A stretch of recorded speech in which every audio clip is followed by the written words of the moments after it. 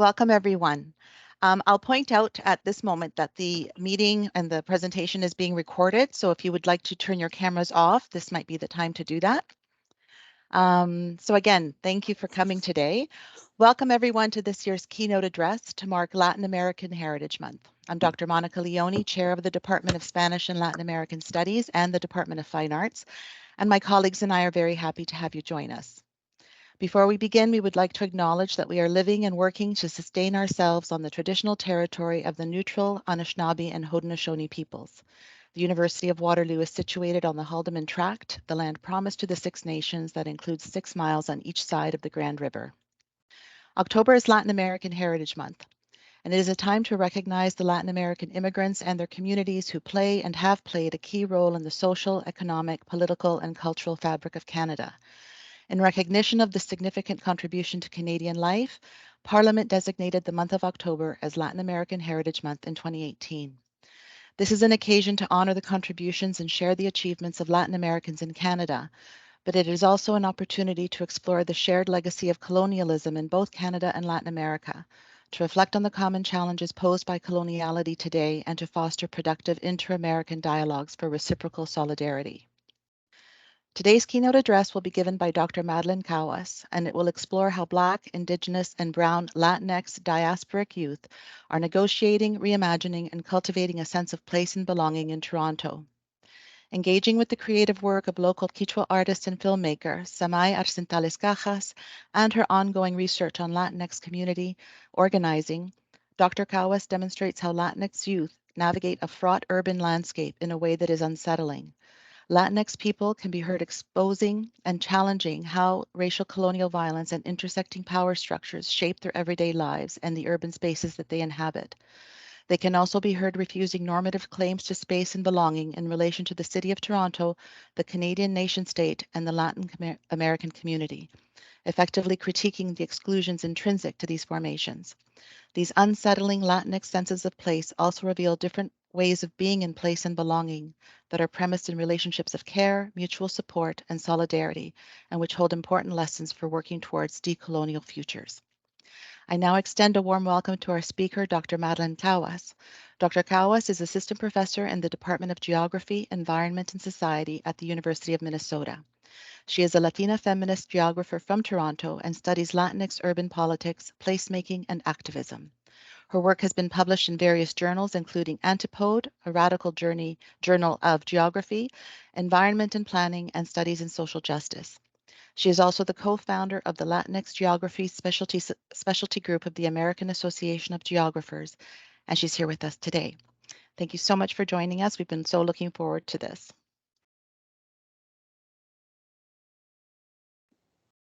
Thank you so much for having me.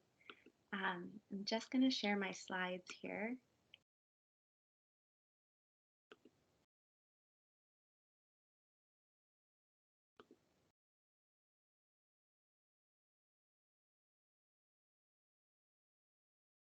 Okay, so can everyone see? I'm not used to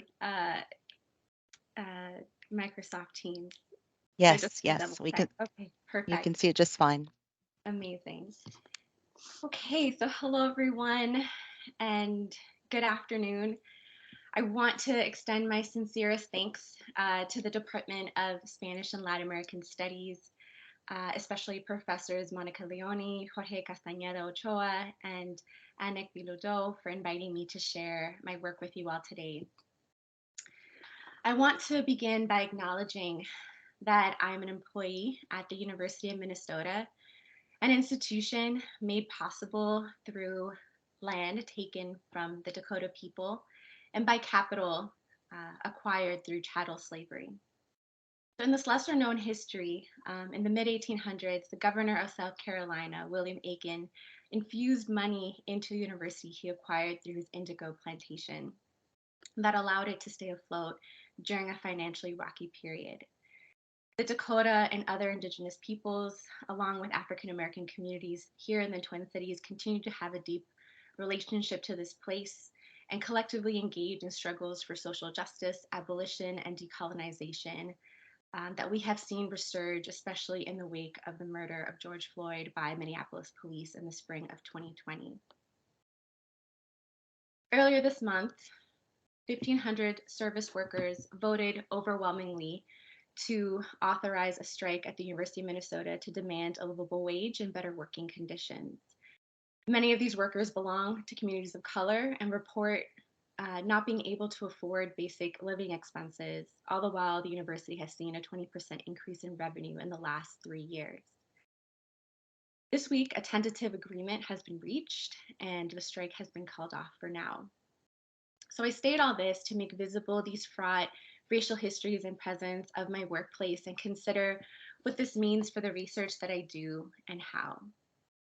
My research emerges from my experiences as a Latina community organizer and over 8 years of collaboration with Latinx community workers in the city that I am from, Toronto, Canada.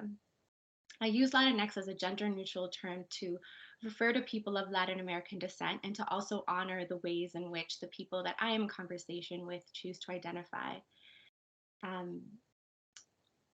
Latinx community workers are people who work within and or alongside the nonprofit sector to promote the social, political, and economic well-being of marginalized communities through service provision, advocacy, community mobilization, and the arts.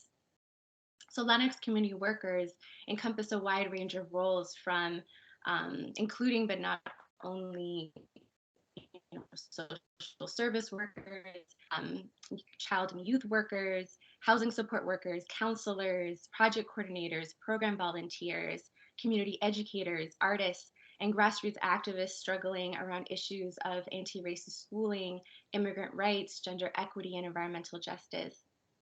I primarily engage with racialized Latinx young women and non-binary community workers in my research because their voices have tended to be sidelined within mainstream Latinx organizational spaces, and because their work is so crucial to sustaining these organizations and the well-being of our communities in the face of neoliberalization. So for more than 30 years now, neoliberal state restructuring and devolution has significantly reshaped the purpose and function of the nonprofit sector, a sector that plays a critical role in urban political life as it allows everyday people to actually get involved and advocate for their communities. But over the years, nonprofits have been pressured to alter their mandates around social justice advocacy to obtain scarce grant funding and offer programs and services as a way to also make up for receding public welfare.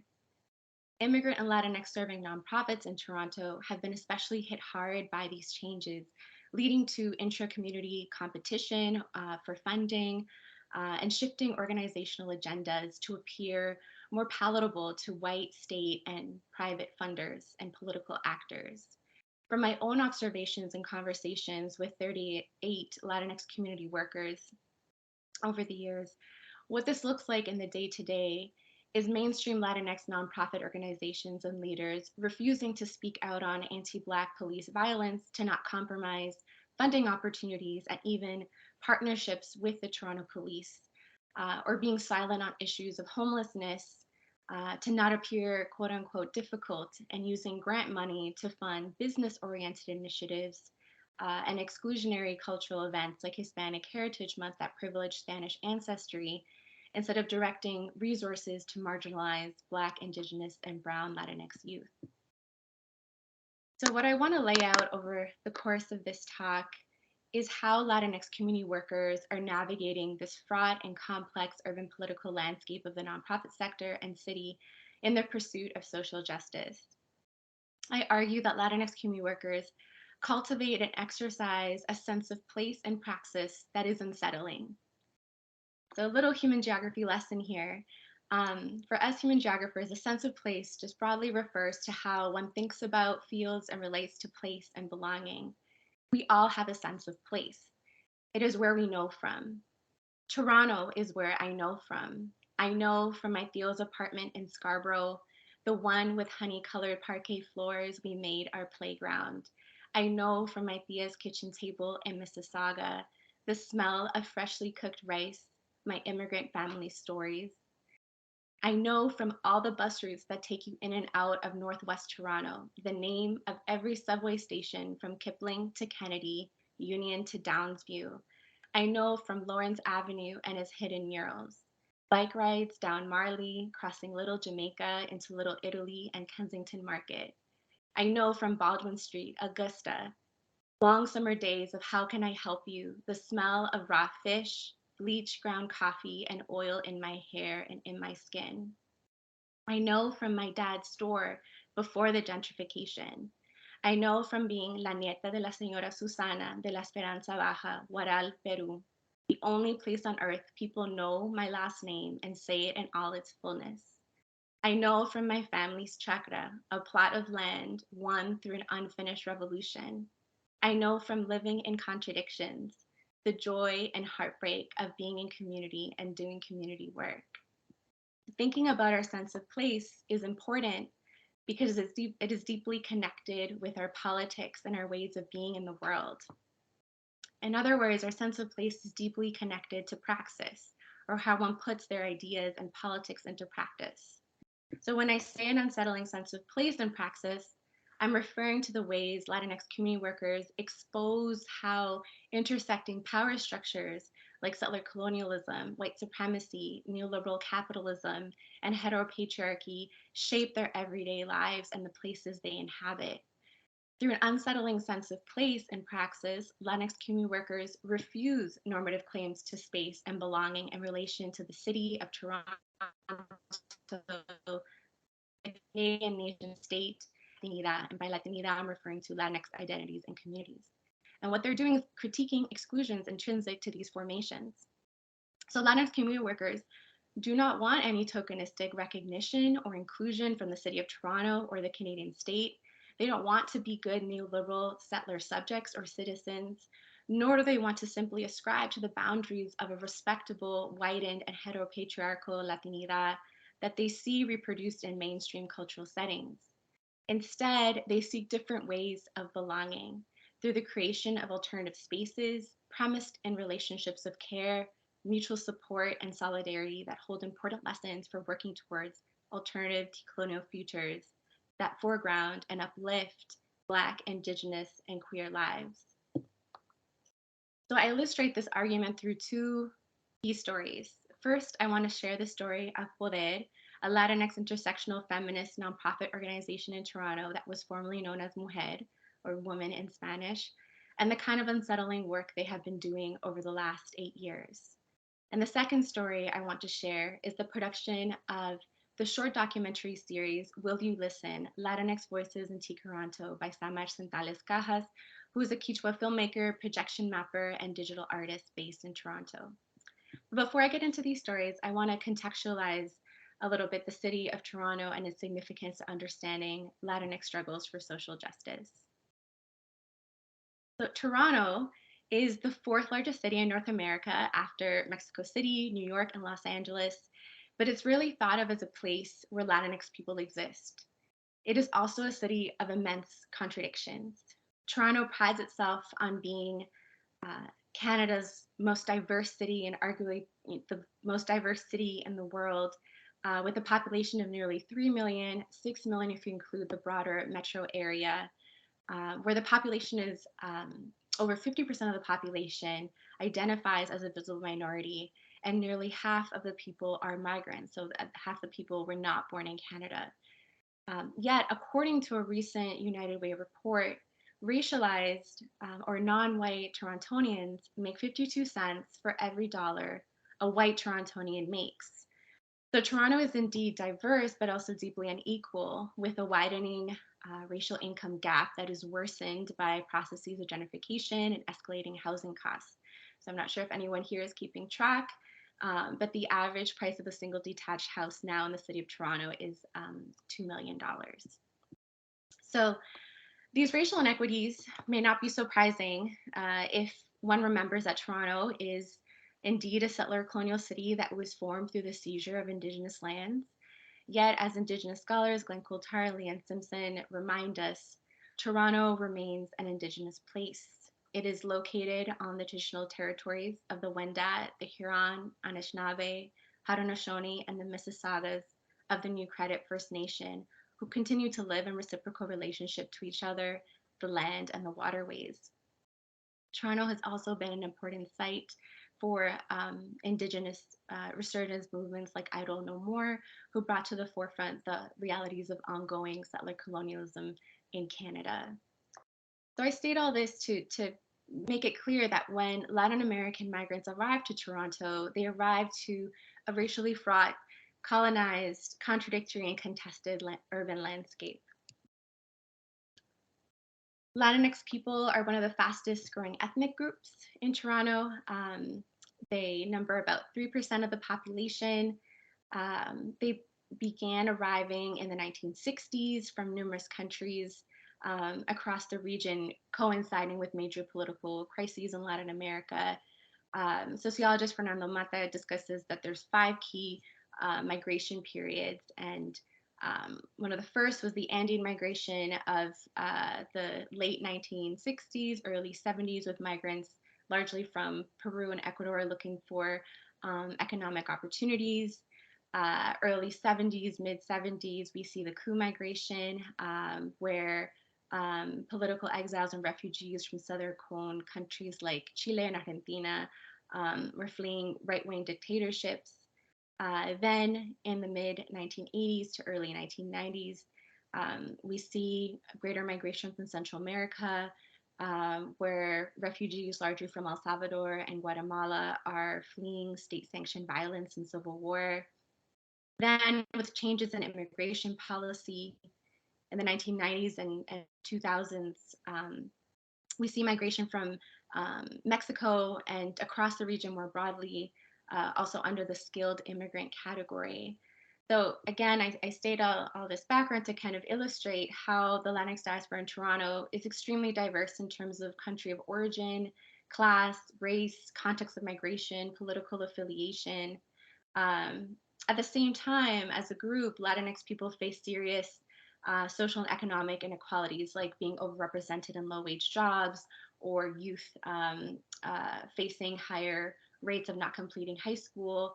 Many Latinx people live within the northwest of the city here in this blue dotted circle, in neighborhoods like Jane and Wilson, which I've pictured here, that are predominantly low income, racialized neighborhoods with less access to transit, green space, and that are more heavily policed. Throughout the pandemic, this area has been considered a hotspot, so showing higher rates of COVID cases. And Latinx communities have been reported to be more likely to be hospitalized than any other ethno-racial group in the city. So there are many reasons that this could, why this is happening. Perhaps because they're most likely to work frontline jobs or live in more crowded households because of the high cost of housing, or face challenges with accessing care because of language barriers or fear in case of precarious immigration status. In response to these past and ongoing challenges, Latinx community workers have been creating networks of mutual support, sharing resources, and mobilizing for social change in various ways. So take it back a little bit more historically. So for many of the first Latinx serving organizations in Toronto were led by leftist refugee women, largely from Chile, fleeing the right-wing Pinochet dictatorship. And what they were trying to do is create spaces of community support so that they could survive in Canada. So creating spaces like, a cooperative childcare, while also engaging in forms of transnational solidarity with leftist movements in Latin America. And I've illustrated here a picture of Latin American women marching at the International Women's Day March in 1990. However, neoliberal policy changes that I mentioned at the beginning of this talk have deeply impacted Latinx nonprofits, creating a stark shift from these feminist social justice roots. So today, Latinx nonprofits are mainly led by men and have adopted a more corporate hierarchical culture and structure, where the focus is on getting funding from government and private donors to provide social services and do what communities have called apolitical cultural events.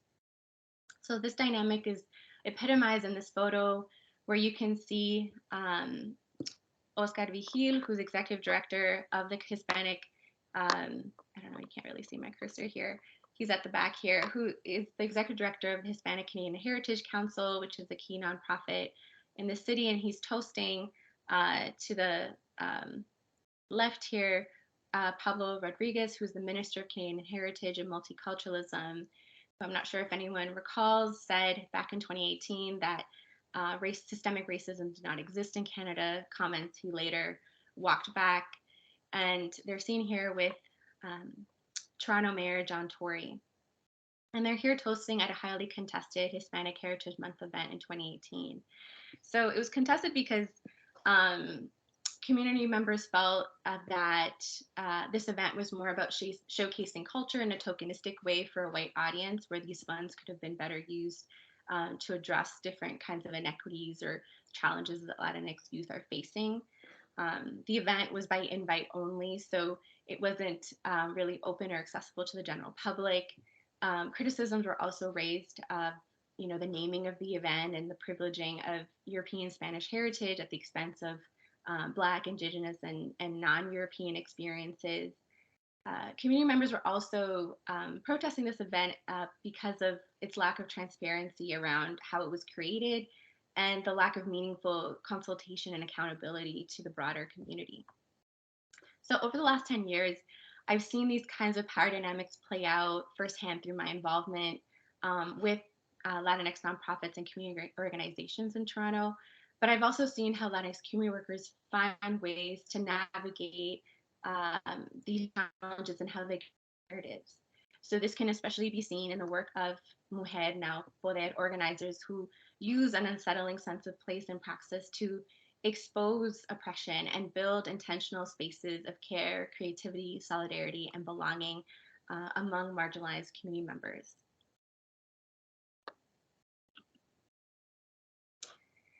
So in 2014, Mujer was going through a really huge shift because it became completely defunded. So it no longer had any grant funding. I was working a small operating budget of a few $1,000s left over from previous grants or donations.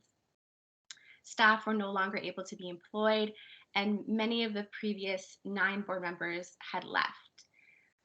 3 incoming board members, including myself, Aldeli Alban Reina, who's an Afro-Peruvian activist, artist, and storyteller, Laura Salamanca, who's a Latina Colombian artist and anti-violence activist, and Carolina Rios Lezama, who is a Quechua Latina feminist organizer. We decided to keep the organization running, but in a way that engaged and supported the most disadvantaged members of our community. And we were trying to create a space for Latinx folks who did not see themselves reflected in mainstream organizations, and also address what we soon learned was Mujer's problematic history as a space for lighter skinned, heterosexual, immigrant Latin American women, but not necessarily for darker skinned, queer, or transgender Latinas or Latinxes. So board members wanted to really address this in their organizing going forward, reaching out to these different communities and rebuilding relationships and encouraging people to join the board. So after about a year of this work, Mujer held an annual general meeting in October 2015 with a panel called We Are Many, Amplifying Black and Indigenous Voices of the Latinx Diaspora at the University of Toronto. The aim of this event was to really hold an alternative space that offered a counter narrative to what people felt was an exclusionary dialogue that was happening within mainstream nonprofits this time around Hispanic heritage.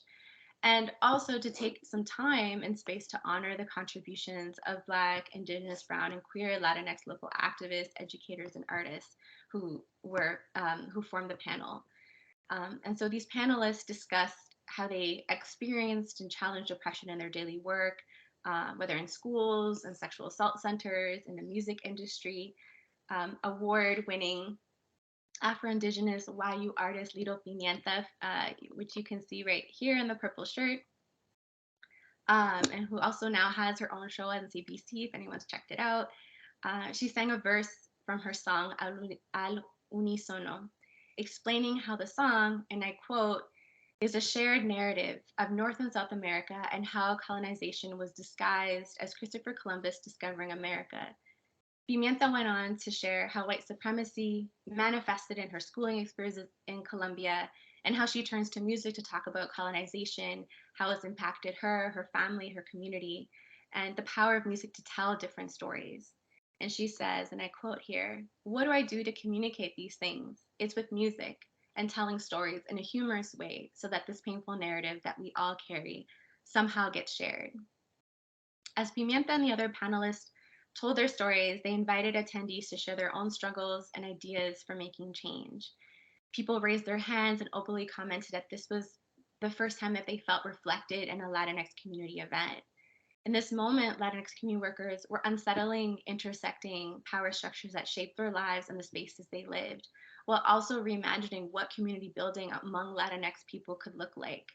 There was no desire to fit into the respectability politics and scripts offered by neoliberal multiculturalism in Canada or a mainstream whitened and heteropatriarchal Latinidad. Instead, there was an impulse to append these scripts through the creation of new narratives and subjectivities that grapple with our racial colonial past and present and envision a world otherwise. That evening, board elections were held, and for the first time in Mujer's 12-year history, the new board included non binary people, and the majority identified as queer Latinx people of color, something that a previous board member said to me, and I quote, was unimaginable just a few years ago.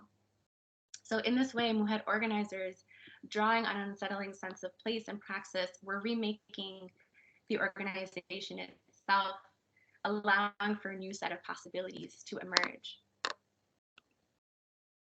So this was an important starting point for a new era of Latinx feminist politics in Toronto that made two key interventions. So first, a new generation of Latinx feminists had managed to carry on Latinx feminist struggles from the past that emanated from leftist movements in Latin America, but they had done this in a way that was more attentive to difference around race, gender, and sexuality that had not been seen before in the city. And two, they created viable alternatives to mainstream nonprofits and politics where Black, Afro Latinx, Indigenous and Brown Latinx women, queer and transgender people could actually see themselves reflected, and where they could build relationships of support with each other and organize collectively. And this can be seen through a number of initiatives that they created, but one I want to focus on is the Decolonizing Latinx Feminisms course. So the Decolonizing Latinx Feminisms course is a free 6-week university level course open to cis and trans Latinx women and non-binary people in the community, no matter what their level of schooling. Free childcare, food, and transit is provided. No government grant funding was given, and all the money was raised through grassroots fundraising. And this course, what it does is offers people a place where they can learn about women of color feminist theory, movements from professors, from community activists, artists, and from each other.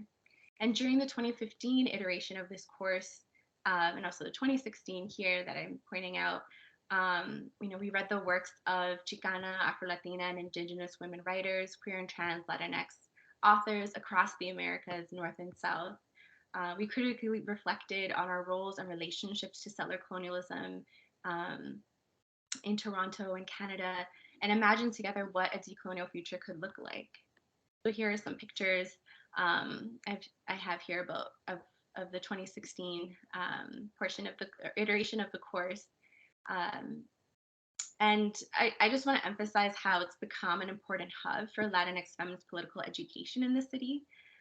Many people I spoke to in my own research described the course as an empowering and healing space that allowed them to create networks of care and support with other people who shared similar experiences, and also served as a jumping off point for continued activism.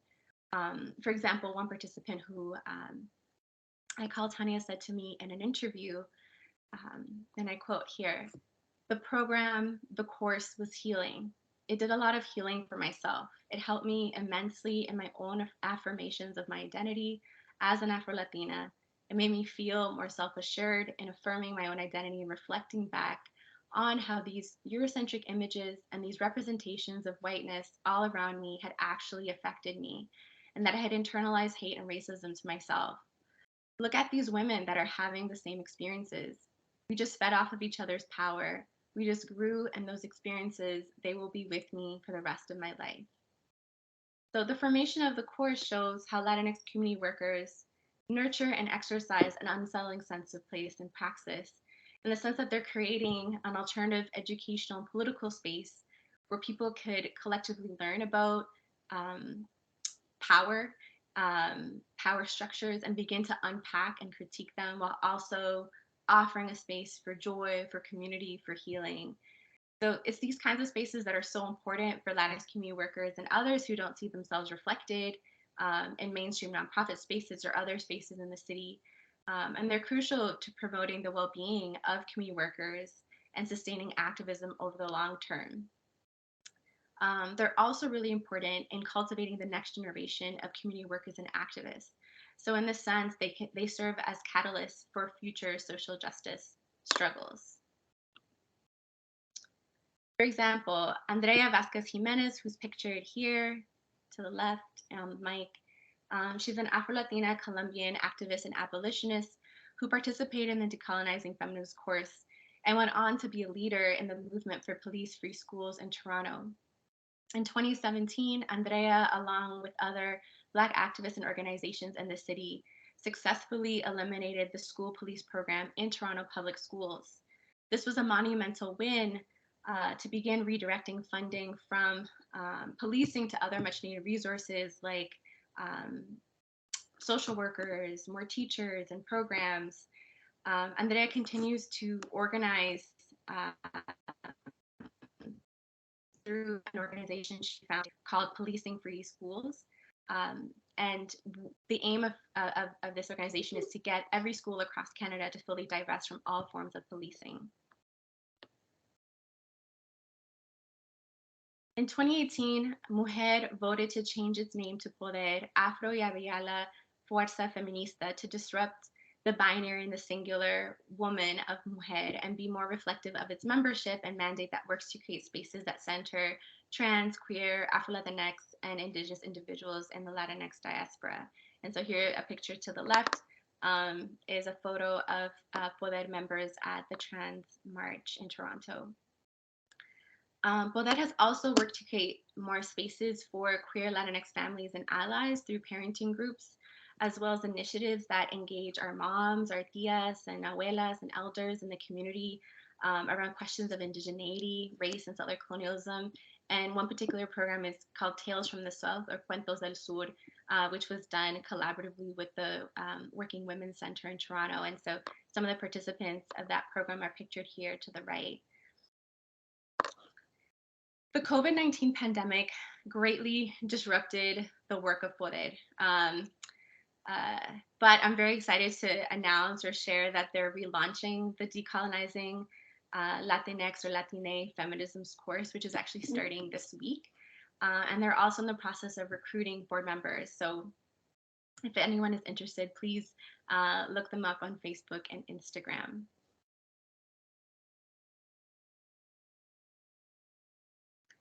Now, I want to turn to the work of Samay Arcentales Cajas, who is a Kichwa filmmaker, projection mapper, and digital artist based in Toronto, and whose family is originally from Ecuador.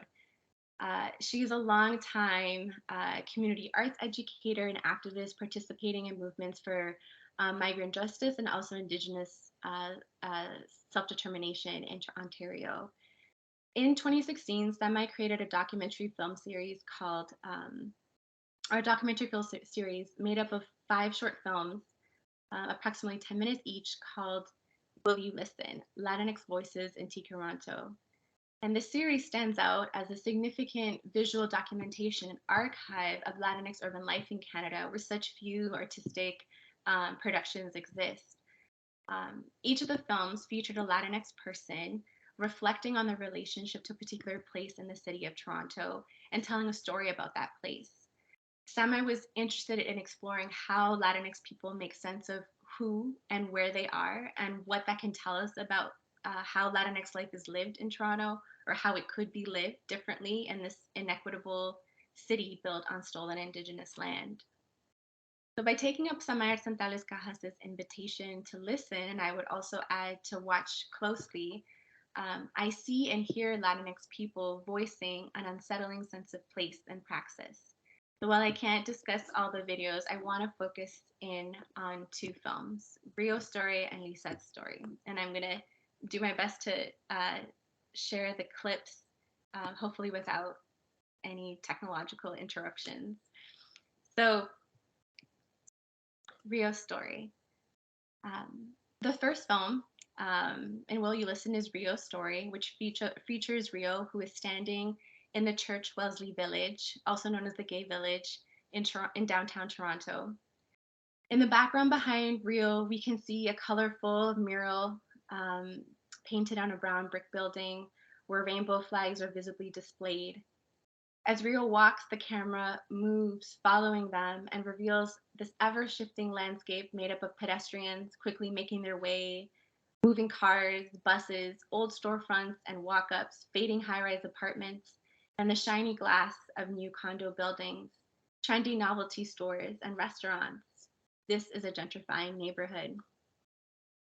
At the outset of the film, Rio identifies as a multiracial Latinx community-based organizer and educator who moved to the neighborhood at the age of 18 after recently coming out as queer and experiencing an attack in a public place in Scarborough, where they used to live with their family.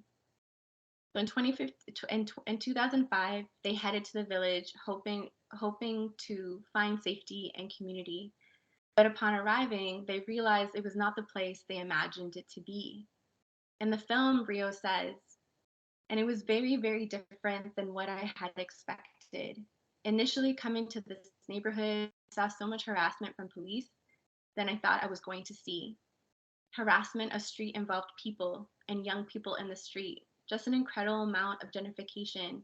And the spaces here very clearly for the use of white gay men in a way that I didn't expect. I was just as afraid in this neighborhood as I was in Scarborough. Rio's narrative here sheds light on the ways that racism and capitalism intersect and produce these exclusionary spaces within the gay village, a space that is supposed to offer belonging for all. As Rio tells the story of being let down, disappointed, and betrayed at the broken promise of a place, they walk towards a brown statue of Alexander Wood, pictured here to the left. Wood was a landowner in the village and revered as a gay pioneer, Rio explains. But he was also a founding board member and treasurer of a racist organization that sought to assimilate Indigenous people. Rio explains how Wood's statue, funded by the Business Improvement Association in the city of Toronto, is emblematic of not only how white gay men in the village position themselves as having rightful claim to the neighborhood, but also how white people believe themselves as rightful inheritors of land in Canada. They say, and I quote, "For me, this neighborhood is absolutely a reflection of these perceptions of white claim to neighborhood and white claim to land that for me have always been faulty." Rio refuses these faulty white settler claims to land and says, "My relationship to this neighborhood and this country was always having been very skeptical of this promised land." When Rio voices having this skeptical relationship place, they're invoking an unsettling sense of place that exposes how within a settler colonial context, relationships to place are made on shaky ground that require interrogation. One must question how belonging is made possible in Canada through Indigenous dispossession, anti-Blackness, policing, capitalism, migrant exploitation. At the same time, Rio also invokes an unsettling sense of place by showing us how there are different ways of being in place or belonging that are not rooted in aspirations for acceptance in a settler colonial nation state, but instead through building relationships of care, love, friendship, and solidarity. So listening to Rio, we learned that Mujeres al Frente, a Latina lesbian activist collective, used to meet in Caro's apartment in the village. And Rio tells us, and I quote here, "Mujeres al Frente were around for many years. In Caro's apartment, there was somewhere people could go in times of hardship, could come through and share space with Caro. A lot of meetings were held there. A lot of dinners were held there. It was a small apartment. It was a bachelor, not even one bedroom, but we made it work." So Rio reveals how in this largely white, masculinist, and gentrifying landscape, queer Latinas were able to find one another and create an alternative, temporary space of joy, nourishment, organizing, and even refuge. A workable, livable space in an increasingly unworkable, unlivable geography.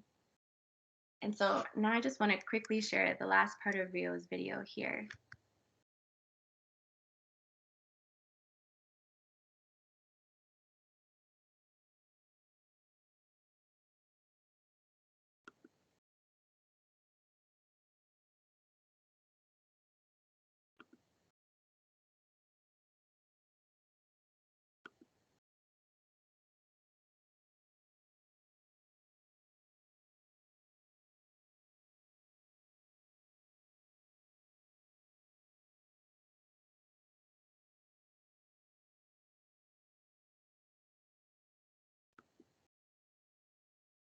My folks see, and it just told me that the sharing was paused, but I'm hoping it was okay.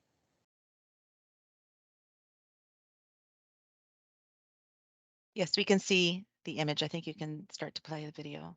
Thank you. City promotional campaigns really want to promote a certain vision of this neighborhood. Sorry, Dr. Cahuas, we no longer see the image of the video. We just hear the audio. Oh, okay. I think it's because I made it bigger. So let me I'll play it in the small. It doesn't. Okay.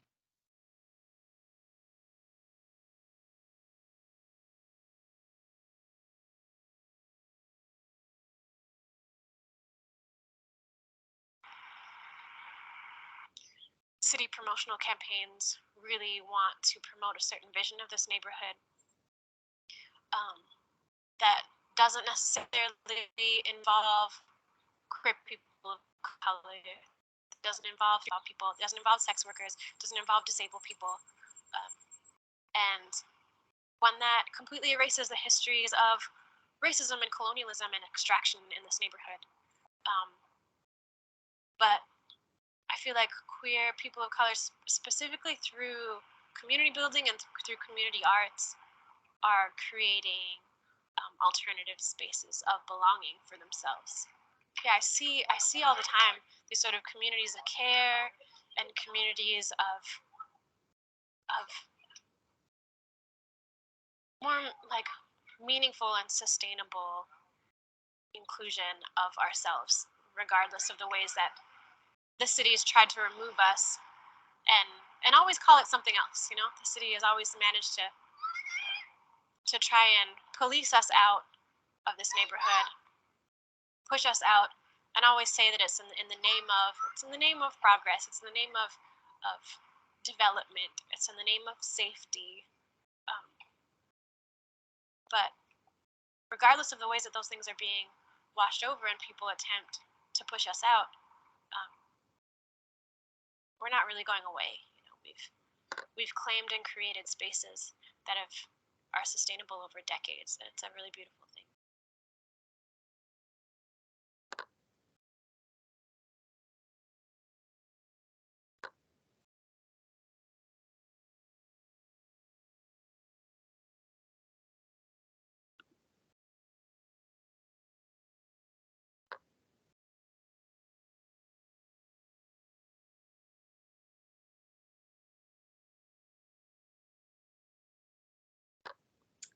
So the film ends, and we're left wanting to know more, but perhaps not all stories are for everyone to know.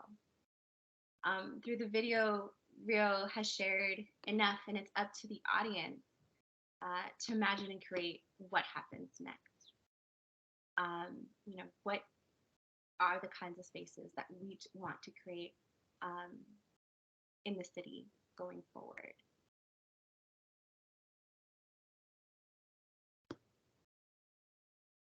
The next story that I briefly want to share, because I know I'm kind of running out of time here, but is Lisette's story. And so in Lisette's story, we're transported to the east of downtown Toronto at the intersection of Keith and Cosborn, which is close to a historically working class Greek immigrant neighborhood that, because of its central location and proximity to the Toronto beaches, has made it a really coveted area for homebuyers, investors, and developers.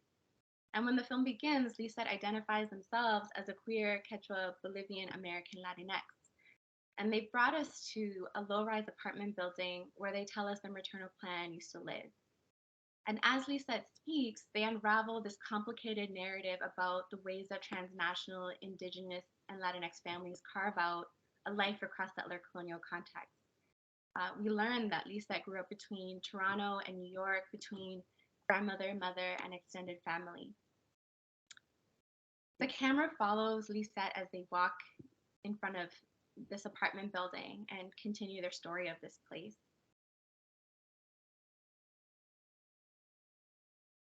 And they say, I don't have a lot of good memories of it, just because I got bullied a lot. Maybe because I was darker, I was much more of an easy target. Lisette shares painful narratives of being, or sorry, Lisette shares painful memories of being assaulted by two boys on their way home from school, and the speculation of strangers asking, what are you? The camera pans to Lisette's feet and slowly moves up their body, bundled in a gray winter coat as they stand in front of the building. We then see reflections of Lisette in the glass inside the building as they explain how they've been grappling with questions of identity. So while Lisette's family is Kichwa, being in the United States, Lisette always identified as Latina without really questioning what that meant. And in this moment, Lisette looks up at the glass lobby door and reaches out to touch the frame for a second and quickly pulls their hand back. The door is locked. The camera shifts to Lisette outside the building, and we can hear them say, I carry the struggle and history of amazing women who fought really hard to survive with me. Lisette then admits that they have been wrestling with openly identifying as Quechua because of the racist ways Indigenous peoples are perceived and feeling disconnected from their family and ancestral land in Bolivia. At the same time, they reveal that perhaps they have had a relationship to land all along, even if it's not the same kind of relationship their grandmother and family members have living on the land that in Bolivia. And Lisette says, and I quote here, the urban setting is also part of the land too. All the spaces I've lived in, even in New York City, when I grew up in a basement apartment in a concrete area, that little space of land for us was protection for me and my parents. Now I'm living here, going to school and working here. All of this land is now a part of me, growing with me and always protecting me. I need to start doing more and protecting these lands who have always protected me. So Lisette's narrative here brings to light tensions around urban indigeneity, Indigenous transnational migration. Lisette understands that they're not Indigenous to New York or Toronto, but that these cities are built on Indigenous lands that hold stories and memories and spirit and agency. Lisette also understands that they have some kind of responsibility to this land that they are now on. And in this way, Lisette is invoking an unsettling Latinx or unsettling sense of place and praxis by refusing dominant notions of recognition or inclusion or belonging that are tied to the neoliberal settler city or the nation state or even Latinidad, and instead is seeking to build a connection with the land itself. And I'm going to quickly end off with Lisette, the last part of the video with Lisette here.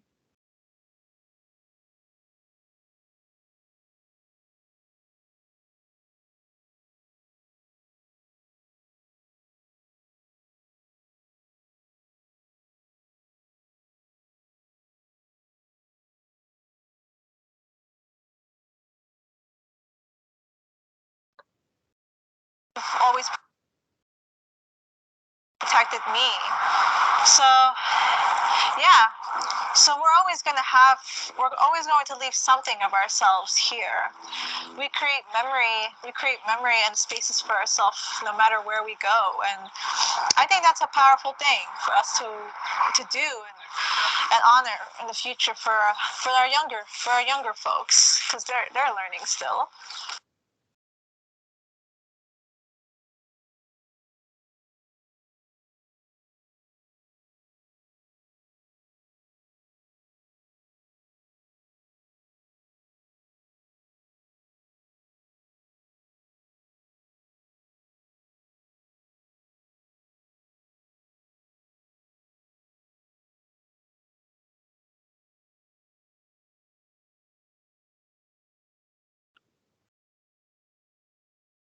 So if we listen to Lisette and take them at their word, um, what they're saying is that the urban landscape of Toronto is embedded with multiple senses of place from migrants across Latin America and all over the world. Racialized migrant communities don't just live in the city, they are the city. They make Toronto what it is and what it could be through the kinds of relationships and politics they enact in and through and beyond the city.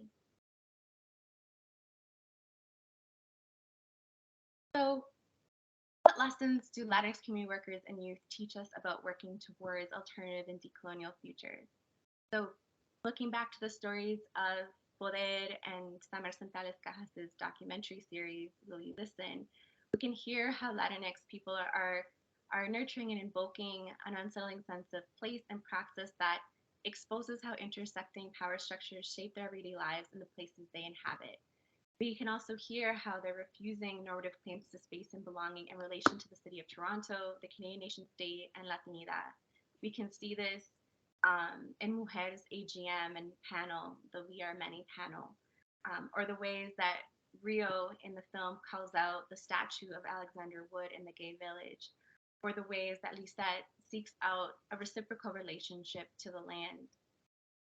So Latinx community workers are seeking different ways of belonging through the creation of alternative spaces like Poder, um, like the Decolonizing Latinx Feminisms course, or even the organization that Rio told us about, which is Mujeres al Frente, where we can see that these spaces are all premised in relationships of care, of mutual support, and solidarity. And there's also a kind of opacity to it in the sense that if we are not there in that space, you can't ever completely, know what's happening, and it's very difficult to quantify or even explain.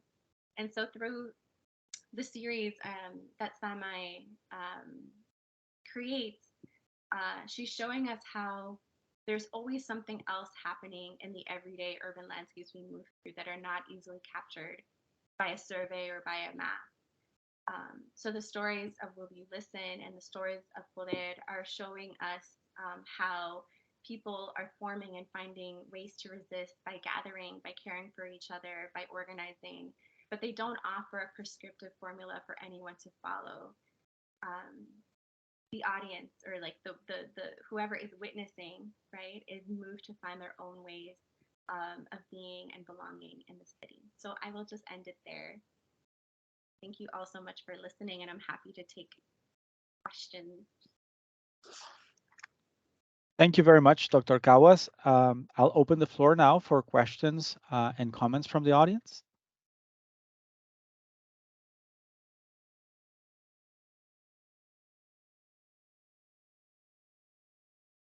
I can start us off, Jorge, if you like. Thank you. Thank you so much for that. So many different ideas have come to my mind listening to you and thinking, oh my goodness, I would love to continue this at another time with you. I guess, you know, basically we're all living in a state of contradiction. So how do we reconcile that contradiction so that any kind of sense of belonging that we can shape is more than just a temporary space for joy? Is it something, is it based on empathy? Is empathy really what we need to prioritize so that we can counter the contradiction? I don't even know if there's an answer to this question, but I'm thinking to myself that empathy is a force I think that we're not perhaps using enough in our interactions and in our understanding of each other. Yeah, I'm thinking about this word empathy. I need to look at the genealogy of the word. Maybe you can give a more informed answer. But I take your point on the temporariness of these spaces. There is an interview, I don't know if anyone might have read this, between Leanne Simpson and Dion Brand.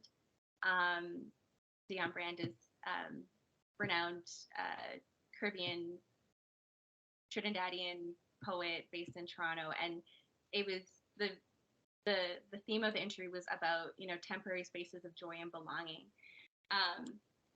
And sorry, my computer is running out of battery juice. and that, you know, whether that's all we really got. And in one sense it feels like hopeful, because there's like, okay, we have these temporary spaces of joy and belonging, but then it's just like, well, I wish it was always there. And I think it's really difficult to have sustainability within, you know, for so many reasons, right, within community organizing spaces. But sometimes I also think that spaces need to, I don't want to dissolve, and then have other new spaces appear. And nothing's ever perfect, right? Like within community organizing, like all organizations are fraught. Nothing's perfect. Like there's no like romanticized like utopia. Um, but I think there's ways to be intentional of how we do things and how we're going to work together and how we're going to engage together and how we're going to listen to each other. But that takes time, right? And that takes a willingness by everyone to just feel like you don't have all the answers. Because if we did, well, then we wouldn't even be here. And to make a meaningful effort to listen, and especially to listen to people that have historically and are still presently not listened to, and not in a tokenistic way, but in a real, meaningful way. And it might be uncomfortable. You might not be the center of attention. You might not get the mic. But I think all those things are so important to transforming a space. And even from the time I'm talking about Mujer to now Poder, like the space has greatly changed. You know, and there's moments where things are really active and there's moments where things are slower, especially with the pandemic. But I think it's like through creating these moments that you find people and it creates possibilities for something Yeah. else. So I probably didn't fully answer the Actually, question, but yeah. no, I think it's fantastic what you just said, because my question implied that temporary was somehow a negative. And Mm-hmm. actually, you're quite right. It should be the opposite, that it be improved upon a temporary situation. So I actually appreciate the answer. And yeah, I wish you a lot of luck with your research. I find this absolutely moving. Thank you. Thank you so much. Perfect. Dr. Cahuas, there is a question from the audience in the chat. I'm going to go ahead and read it for you. It's Rodrigo Cuti Pereira, and he asks, what are your thoughts on the challenges we face in discussing gender identities and using non-binary language in Latin America, Latinx communities, since our languages are so gendered? Yeah, that's a great question. So I wish I had my colega, my compañera Andrea Vasquez Jimenez here.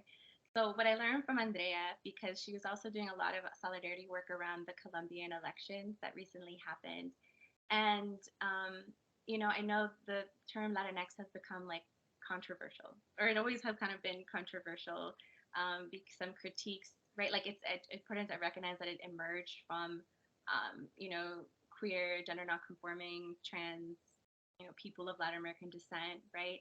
And then some critique of Latinx has been that it just, the way that it sounds, right? It's not friendly to Spanish speakers. Um, Andrea, you know, in her organizing work with what's been happening in Colombia, told me that actually in Colombia, you know, Black communities in Colombia and political leaders and, you know, every like political leaders in Colombia are using the term Latinx, like in when they're even in their, you know, she was like screenshotting me, like, look, they're using signs, right, that have Latinx in them. And so I know there's been conversation on using Latine instead as something that might be more, you know, friendly to Spanish speakers. But you know, Black, queer, and trans folks in Latin America are also using Latinx and also developing Latine. And so I think this is also the thing about, you know, we're talking about change in the earlier question, but like language changes, right? Like we develop these new terms, and we're hoping that, you know, as we develop these new terms, that we can get to a more equitable present and future.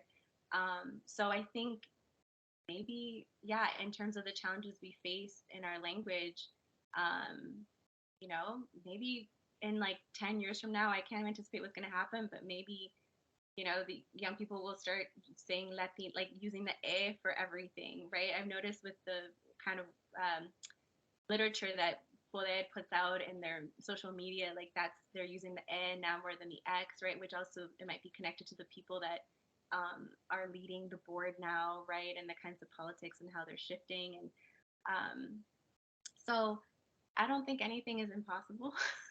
So I think maybe, who knows what the future holds, but I think it's like in these kinds of spaces, people are experimenting. And I think that invitation to experiment, it allows for greater possibilities. It allows for us to even have this conversation of like, what are we going to do about language and how it's so gendered? I don't know if that completely answered the question, but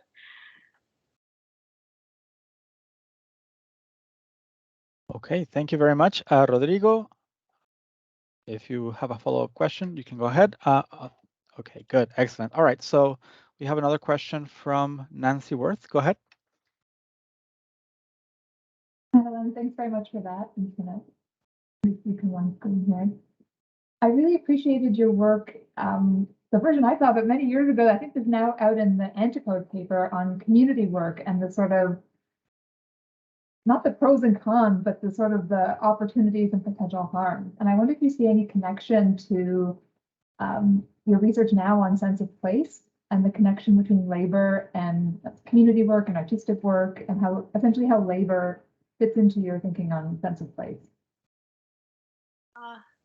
That's such a great question. How labor fits in. Yeah, so thank you, Nancy, for reminding me of that work so I previously, have in one of my papers I've written, I talk more about kind of the challenges of doing the work and like kind of getting more at the people's everyday experiences when encountering challenges, whether with grant funding or particular like community leaders, or the kinds of structures like that people have to navigate to just keep organizations afloat. But in thinking about sense of place now, I'm like, why have I shifted? Or how it's all connected. I think it's connected with labor in the sense that it takes work to make place, right? So we all have a sense of place, a way of understanding and relating to place. But there's a kind of labor that's involved in shaping particular places based off our own ways of knowing and being and senses of place. I'm kind of speaking, I'm getting really theoretical here. So I think in terms of labor, questions of labor, I think, in shaping these, quiet, or not even quiet, but like more lesser seen and intimate spaces and moments, right? It's invisibilized, right? These are like invisible forms of labor, and that also goes hand in hand with how these senses of place, like Latinx people's senses of place, are also made invisible in the city. But how people try to reassert them even in the face of that invisibilization. So I don't know, Nancy, you've given me a lot to think about, but I hope I've kind of answered the question.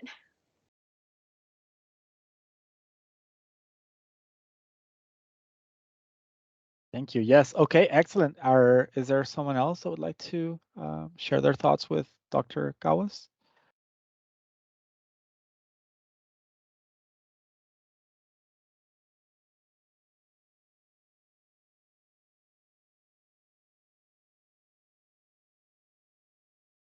I feel like I'm in my Zoom classes.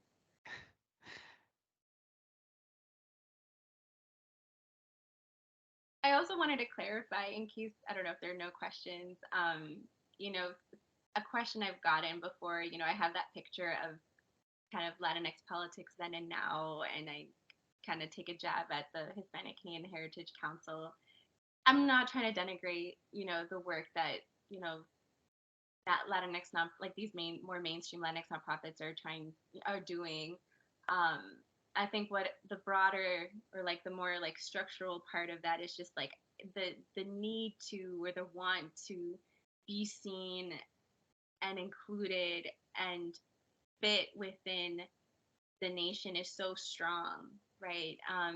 So a lot of the Latinx community workers, you know, they come from families that, you know, Rio's video, this part that I didn't discuss, even my own family, right? Of really like we've come to this country and things are better here, and we just need to act right and fit in. And so, you know, that's not necessarily their fault, although like people do have agency and make choices, and choices are political. Um, this is a structural thing, right? Like this is what, you know, white supremacy does, right? Um, and so I just kind of want to clarify that it's not to, you know, denigrate or, you know, chastise a particular organization. It's more so to think about like how strong that pull or that want is to be included and fit within the eyes of the people in power. And what's interesting to me is how this younger generation really doesn't care in the same way or about that. Like, I don't want to generalize, maybe, you know, some younger Latinx folks care, of course, but the people I'm in conversation with are not looking for that kind of recognition. They're looking for something more or something else because they've seen how those kinds of conventional approaches of, you know, being respectable, of doing all the right things, of working with the state, of working with the private sector, or whatever, hasn't actually led to any meaningful change. In fact, it's kind of bounded people, you know, made them beholden to certain people in power and not let them speak out on things that are really impacting folks, like this issue around, you know, anti-blackness and anti-black policing, right? We can't speak out on that because we're worried about how we're going to look to the funder, right? So it's these kinds of things that Latinx community workers I'm in conversation with are just completely refusing and not willing to compromise, which is different than previous generation. There's a comment from Mario Boido in the chat, Dr. Cahuas. He says, there would also be a question of who the government looks to associate with, right? Mm-hmm. Yes, thank you for pointing that out. Yes, because the government much rather be in a meeting with, you know, certain members that conform to certain ways of being, right? So there's this urge to want to be included, right, be recognized, and there's also the state kind of being like, this is who we understand as being a, you know, respectable, responsible subject or citizen or person that we want to engage with. And so of course, why would the government want to engage with people that are like wanting to dismantle you know, what the government is doing, right, in terms of settler colonialism, et cetera? They rather, you know, give funds for like a cultural event that doesn't necessarily have like a political or social justice component. So it really fits within that narrative, like Canadian multiculturalism, right? Of like, you can do your song and dance, but don't do anything that might disrupt the status quo. Like, just do your thing here. We can all clap and applaud and tap ourselves on the back for, you know, doing some nice inclusion work. But you still don't have a real stake in decision making, or you don't, your material situation doesn't actually change, right?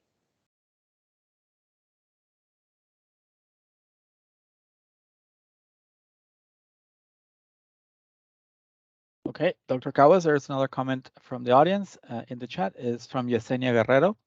She says, thank you for this very interesting lecture. You talk about a lot about connecting the land, but as someone who came to Canada as an immigrant, I have found it difficult to connect to the land due to discriminations, racism, etc.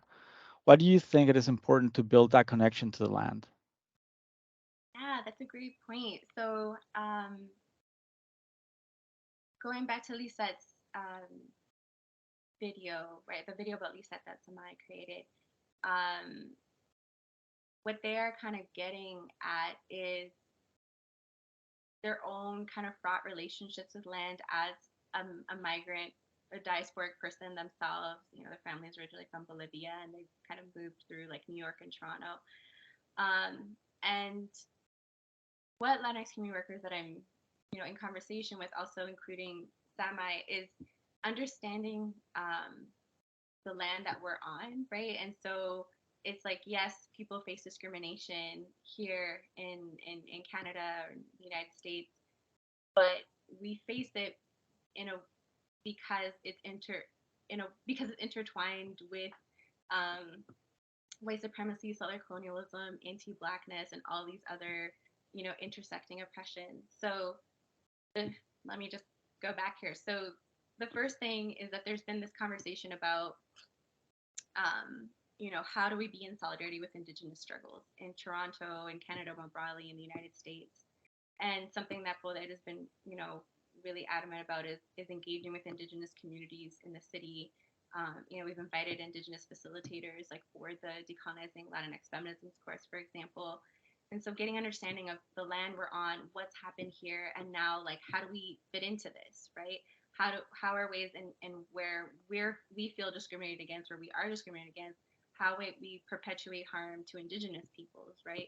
How might we want to be in solidarity with Indigenous peoples and their struggles, not just because they're, you know, settler colonialism is intertwined with white supremacy, and dismantling these things would mean that we're all free, but also because it's just the right thing to do. So I think part of defining a relationship with the land, right, instead of looking towards the state, right, to kind of give you a pathway to inclusion, Lisette here is talking about looking to the land, and Boded is looking to the land, but also like the people of the land, the people of this place, and learning about their struggles, and then finding ways to build connections through there, which is pushing back on these kinds of more normative understandings of how you belong, which is, you know, essence subject of Canada, or as a property owner in Toronto, for example. So I would say, I don't know if where you live, but is there an Indigenous, you know, center, a way that you can start, like, I don't know, Googling or just finding ways to learn about the land that you're on, and, you know, start making these connections, which I think is also part of this whole series, right? I think at the beginning, the way that it was introduced was it's looking at these connections around colonization between, you know, North and South. And so these are the kinds of things that Latinx community workers in Toronto are really wrestling with. Thank you very much, Dr. Cahuas. And there are several expressions of gratitude in the chat. Mario Boido, Regina Veraquin, David Rosotto, and Yesenia want to express their thanks. Any other questions?